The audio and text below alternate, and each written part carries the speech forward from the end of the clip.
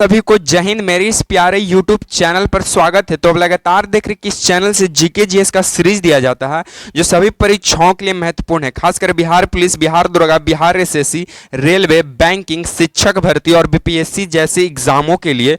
तो चलिए आपकी समय की बर्बादी न करते हुए एक मोटिवेशनल कोट से शुरुआत करते हैं कि माँ तेरी पसीने की हर बूंद को मोती सा चमकाऊंगा, तू सपने बड़े देखना माँ, पूरा करके तेरा शेर शेरनी दिखलाएगा। क्या है कि माँ तेरी पसीने की हर बूंद को मोती सा चमकाऊंगा, तुम सपने बड़े देखना माँ, पूरा करके तेरा शेर शेरनी दिखलाएगा। जो भी मेरे प्यारे एवं भाई एवं बहनों हैं वो सभी अपने अपने सपनों को, माँ की जो ड्रीम है उसको अचीव करने का प्रयास करेंगे। तो चलिए हम ज़्यादा मोटिवेशनल बात की बातें नहीं करते क्योंकि ये 10 मिनट ग्लूकोज की तरह है, इफेक्ट डालेगा, ज़्यादा से ज़्यादा कुछ करेगा नहीं, क्योंकि आपकी असली मोटिवेशन आपके पेरेंट्स हैं, मम्मी पापा हैं। तो चलिए आपकी समय की बर्बादी ना करते हुए सबसे पहला सवाल से हम लोग शुरुआत करते हैं। मसौदा समिति के अध्यक्ष कौन थे? देखिए, मसौदा कमेटी को ही ड्राफ्टिंग कमेटी कहते हैं, ड्राफ्टिंग कमेटी कहते हैं। इसी को प्रारूप समिति कहते हैं, प्रारूप समिति कहते हैं। और इसके अध्यक्ष थे doctor BR Ambedkar, doctor Bhimrao Ambedkar अध्यक्ष थे। तो मसौदा समिति के अध्यक्ष डॉक्टर भीमराव अम्बेडकर। और मसौदा समिति का गठन कब किया गया था? तो 29 अगस्त 1947 को गठन किया गया था। मसौदा ड्राफ्टिंग या प्रारूप समिति का गठन 29 अगस्त 1947 को किया जाता है। इसके अंदर 7 सदस्य होते हैं और जिसका हेड होते हैं, अध्यक्ष बनते हैं डॉक्टर भीमराव अम्बेडकर। डॉक्टर भीमराव अम्बेडकर को भारत रत्न 1990 में मिलता है। इनका पत्रिका का नाम है मूक नायक। इनका पत्रिका क्या नाम है? मूक नायक। और एनिहिलेशन ऑफ कास्ट पत्रिका इन्हीं का है। तो मूक नायक किनकी पत्रिका है? डॉक्टर भीमराव अम्बेडकर का। और एनिहिलेशन ऑफ कास्ट किनकी पत्रिका है? डॉक्टर भीमराव अम्बेडकर का। तो डॉक्टर भीमराव अम्बेडकर से इतना सवाल बनता है जो सभी परीक्षाओं के लिए महत्वपूर्ण होगा, इसको आप ध्यान में रखिएगा। चलिए सेकंड नंबर प्रश्नों की ओर आगे बढ़ जाते हैं।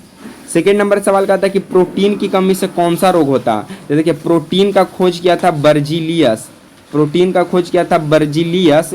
और प्रोटीन की कमी से क्वासी ओर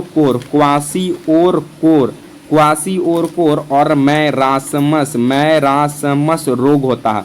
तो प्रोटीन की कमी से क्वासी ओर कोर और मैरासमस रोग होता है। प्रोटीन का खोज बर्जीलियस नामक वैज्ञानिक किया था। और प्रोटीन जो है अमीनो अम्ल का बहुलक है, अमीनो अम्ल का बहुलक है। यानी प्रोटीन जो है अमीनो अम्ल के ही मिलने से बना है। प्रोटीन की कमी से क्वासियोरकोर और मैरासमस रोग उत्पन्न होता है। चलिए तीसरा नंबर सवालों की ओर हम लोग आगे बढ़ जाते हैं। तीसरा नंबर सवाल का था कि बेलगांव अधिवेशन कब होता है? तो बेलगांव अधिवेशन 1924 में होता है। अब बेलगांव ये कहाँ है? कर्नाटक में है। कहाँ पड़ता है? कर्नाटक राज्य में पड़ता है। और इसकी अध्यक्षता किए थे M गांधी, यानी महात्मा गांधी किए थे। और ये महात्मा गांधी 1924 में जेल से छूटते हैं। तो 1924 में जेल से रिहा होने के बाद 1924 में कर्नाटक के बेलगांव अधिवेशन करते हैं। और ये कांग्रेस का पहला अधिवेशन गांधी जी के द्वारा किया जाता है 1924 में, बेलगांव अधिवेशन कर्नाटक का। तो पूछेगा कि गांधी जी के द्वारा कांग्रेस का कौन सा अधिवेशन किया गया? तो बेलगांव अधिवेशन 1924 में किया गया था। और 1925 में कानपुर अधिवेशन होता है जो कि सरोजिनी नायडू करती है। भारत की पहली महिला जो कांग्रेस का अध्यक्षता करती है वो 1925 का कानपुर अधिवेशन सरोजिनी नायडू करती है। सरोजिनी नायडू को स्वर कोकिला भी कहते हैं। इनके द्वारा पंडित जवाहरलाल नेहरू कहे थे सरोजिनी को स्वर कोकिला। और सरोजिनी नायडू भारत की पहली महिला गवर्नर बनी थी। चलिए चौथा नंबर सवालों की ओर हम लोग आगे बढ़ जाते हैं। चौथा नंबर सवाल का आता है कि ब्लड क्लॉटिंग प्रोटीन है। तो ब्लड क्लॉटिंग प्रोटीन यानी जो रक्त को थक्का जमाता है वो है थ्रोम्बिन। वो कौन सा है? थ्रोम्बिन है, फाइब्रिन है और फाइब्रिनिजोन है। तो ब्लड क्लॉटिंग प्रोटीन कौन सा है? थ्रोम्बिन है, फाइब्रिन है, फाइब्रिनिजोन है। और कौन सा प्रोटीन ब्लड क्लॉटिंग प्रोटीन नहीं है? तो वो है हिपेरिन। वो कौन सा? हिपेरिन है। और इसका निर्माण लीवर में होता है। और ब्लड क्लॉटिंग के लिए कौन सा विटामिन जिम्मेदार है? तो विटामिन के जिम्मेदार है। तो ब्लड क्लॉटिंग प्रोटीन कौन सा है? थ्रोम्बिन है, फाइब्रिन है, फाइब्रिनोजोन है। और किस प्रोटीन की वजह से ब्लड क्लॉटिंग नहीं होता है? तो वो है हिपेरिन, जिसका निर्माण लीवर में होता है। और ब्लड क्लॉटिंग के लिए कौन सा विटामिन जिम्मेदार है? तो विटामिन के जिम्मेदार है। चलिए 5वां नंबर सवालों को हम लोग आगे बढ़ जाते हैं। 5वां नंबर सवाल का आता है कि पुणे सार्वजनिक सभा की स्थापना किसने किया था? तो पुणे सार्वजनिक सभा की स्थापना महादेव गोविंद रानाडे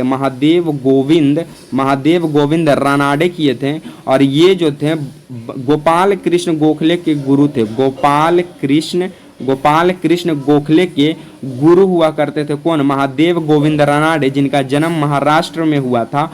और ये महादेव गोविंद रानाडे ही पुणे सार्वजनिक सभा की स्थापना करते हैं 1867 में।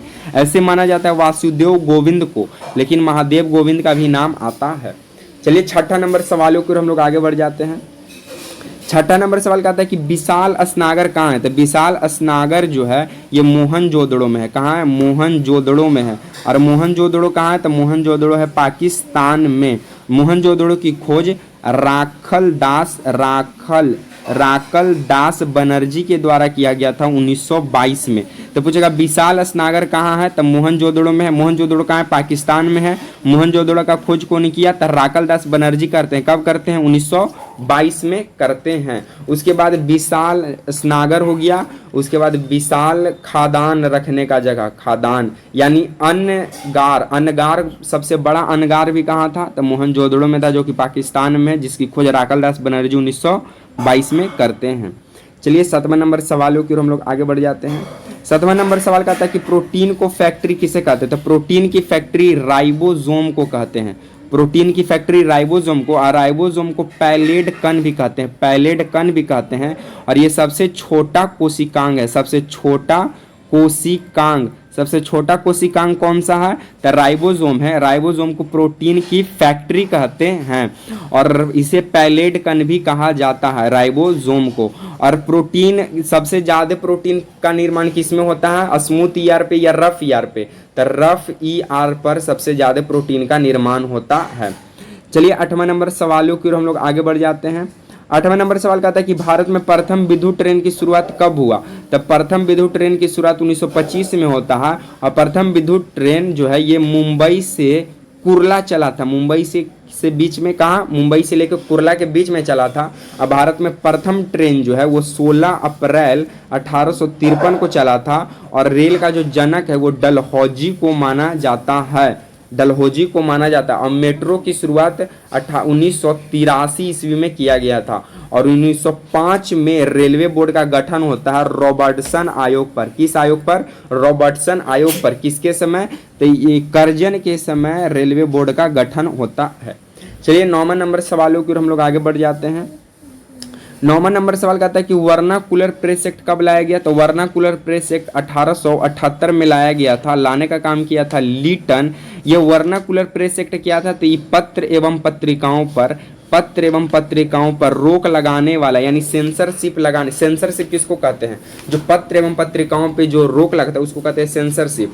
तो वर्नाकुलर प्रेस एक्ट यानी ये पत्र एवं पत्रिकाओं से संबंधित एक ऐसा कानून था जिससे कोई भी भारतीय जो है पत्र एवं पत्रिकाओं को रिलीज नहीं कर सकता था। इसको लाने का काम किया था लीटन। कब? 1878 में। और सबसे पहले वर्नाकुलर प्रेस एक्ट अमृत बाजार पत्रिका पे लगा था। ये बंगाली भाषा में छापता था। और वर्नाकुलर प्रेस एक्ट आते ही ये बंगाली भाषा से रातों रात अंग्रेजी भाषा में अपना प्रकाशन शुरू कर दिया था। तो पूछेगा वर्नाकुलर प्रेस एक्ट सबसे पहले किस पे लगा? अमृत बाजार पत्रिका पे और सोमनाथ पत्रिका पे भी, जो विद्यासागर का पत्रिका था। वर्नाकुलर प्रेस एक्ट कब आया? 1878 में आया। कौन लाया? लीटन लाया। क्या था? पत्र एवं पत्रिकाओं पर रोक लगाने का ये काम करता था। चलिए इस सीरीज का लास्ट प्रश्न 10वां नंबर की ओर हम लोग आगे बढ़ जाते हैं। 10वां नंबर सवाल कहता है कि गीता रहस्य पुस्तक को किसने लिखा था? गीता रहस्य पुस्तक को लिखे थे बाल गंगाधर तिलक लिखे थे। और कहाँ लिखे थे? तो म्यांमार के मांडले जेल में लिखे थे गीता रहस्य पुस्तक। तो गीता रहस्य कौन लिखे थे? बाल गंगाधर तिलक लिखे थे। कहाँ लिखे थे? म्यांमार के मांडले जेल में लिखे थे। म्यांमार का पुराना नाम है बर्मा हुआ करता था। तो आज को हम सीरीज को यहीं पे समाप्त करते हैं। अगर आप ये सीरीज आपको कैसा लगा आप लोग कमेंट कर जरूर बताइएगा। अगर वीडियो पसंद आता है तो लाइक, शेयर एंड सब्सक्राइब करना नहीं भूलिएगा। इसी तरह के सीरीज के साथ आपसे मिलेंगे नेक्स्ट वीडियो में। तब तक के लिए आप सभी को जय हिंद।